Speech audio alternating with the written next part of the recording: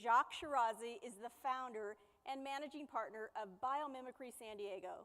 It's a local organization that works to bring the biomimicry approach of seeking sustainable solutions by leveraging nature to inspire innovation and human problem solving. Say that fast 3 times. Jacques currently teaches sustainability and clean technology to business students at the University of California, San Diego and San Diego State University. He's a certified energy manager, a renewable energy professional, a lead green associate, and was recently awarded his master's degree in biomimicry. Please join me in welcoming Jacques Chirazi to the stage.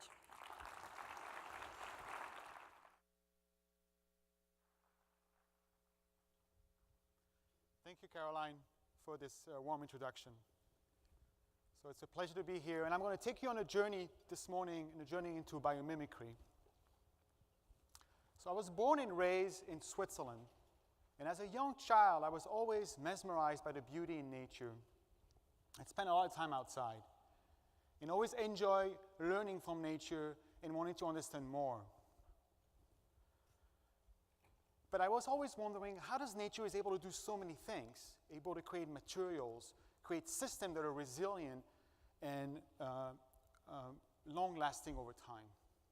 But the question to ask you is, what is nature?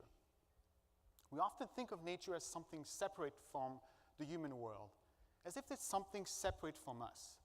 And it's a dilemma that humans always had for the longest time. We always perceive nature to be something else, something we want to control, something we want to take over. And the reality is, all of you that have been out into nature, or even in a park, when you're out there, you know it feels good, right? And you even know that if we spend more time into nature, we know it's healthier for us. And actually, there's a study out there that shows us that it's actually true.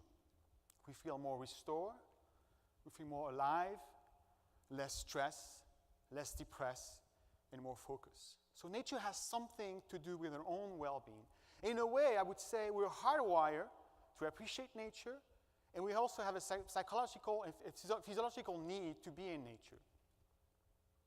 We also find out that the color green actually helps us be more creative.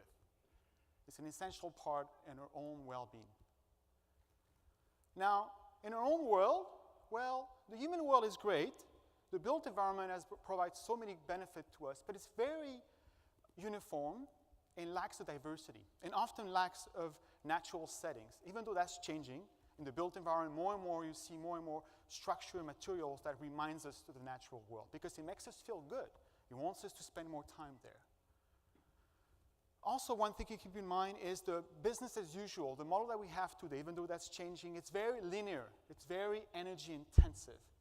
That's changing thanks to great companies out there that are shifting away from fossil fuel base, but it's very much energy intensive, and we often refer to this as the heat, beat, and treat. And I'll give you a quick example of what that means. If you have a can of soda, right, great container, think about what it takes to make one of them. You have to extract the minerals, then you have to use heat to melt it down, then you have to use pressure to beat it into a certain shape, then you have to treat it with chemicals. Very energy-intensive process. We often, obviously, over the world, still rely heavily on fossil fuel. That's changing, and that's the good news. But it has a huge impact on the environment and also very much on the health of the planet over time. The larger problem is things like plastic. Plastic has been all over the world for so long, and it's been very useful to us. But it's becoming more and more of a problem. Today, every second, one large garbage truck is dumped into the ocean. That's how much plastic goes into the ocean every minute.